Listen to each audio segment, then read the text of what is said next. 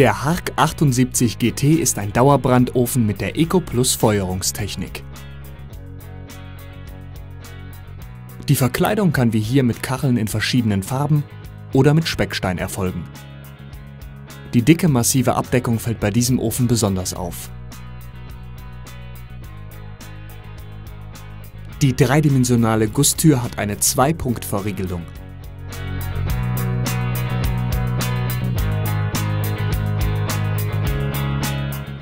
Hinter der Vortür befinden sich die Regler für die Primär- und Sekundärluftzufuhr